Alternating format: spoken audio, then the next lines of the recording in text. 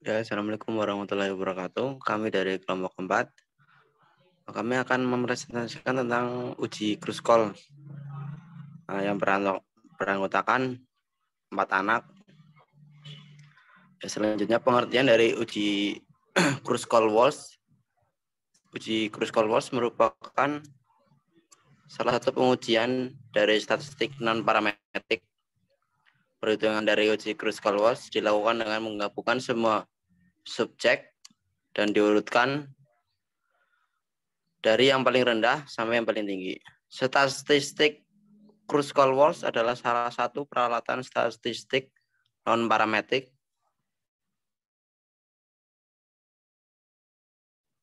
dalam kelompok prosedur untuk simple independent. Prosedur ini digunakan ketika kita ingin membandingkan dua variabel yang diukur dari simple yang tidak sama atau bebas, di mana kelompok yang diperbandingkan lebih dari 2. Selanjutnya rumus uji kruskol WALS itu yang keterangannya N adalah jumlah sampel, lalu RI jumlah peringkat pada kelompok I. Selanjutnya NI adalah jumlah sampel pada kelompok I. Selanjutnya akan dilanjutkan oleh teman saya. Silahkan.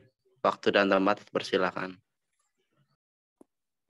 Kemudian ada fungsi uji kruskal-Wallis, yaitu yang pertama uji non-parametrik berbasis peringkat yang tujuannya untuk menentukan adakah perbedaan signifikan secara statistik antara 2 atau lebih kelompok variabel independen pada variabel dependen yang berskala data numerik atau interval atau rasio dan skala ordinal.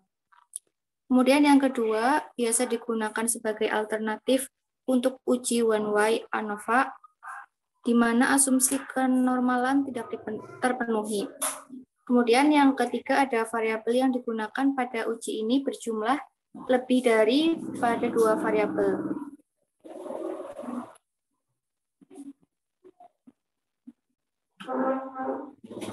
Kemudian ada interpretasi uji kruskal-Wallis. Yang pertama, variabel independen berskala kategorik lebih dari 2 kategori. Yang kedua, variabel dependen berskala numerik atau interval atau rasio atau skala ordinal. Yang ketiga, independen artinya sampel di tiap kategori harus bebas satu sama lain, yaitu tidak boleh ada sampel yang berada pada 2 kategori atau lebih. Kemudian yang terakhir ada tiap kategori memiliki variabilitas yang sama, yaitu bentuk kurva histogram atau sebaran data yang sama.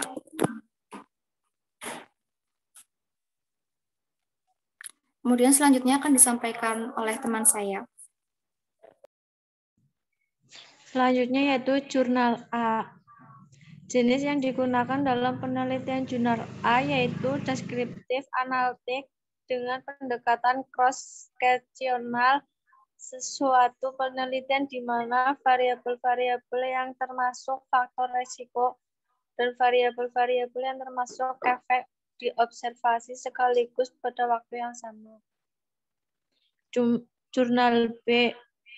Jenis yang digunakan dalam penelitian jurnal B adalah penelitian deskriptif dengan menggunakan pendekatan kuantitatif serta dengan rancangan cross-sectional. Jurnal C. Penelitian ini merupakan studi observasional analitik dengan pendekatan cross-sectional. Selanjutnya akan dibacakan oleh teman saya. Nah, yang terakhir ada kesimpulan, yaitu dengan demikian bahwa uji kruskal-Wallis digunakan untuk penelitian yang menentukan perbedaan signifikan secara statistik antara 2 atau lebih kelompok variabel independen yang berskala data numerik.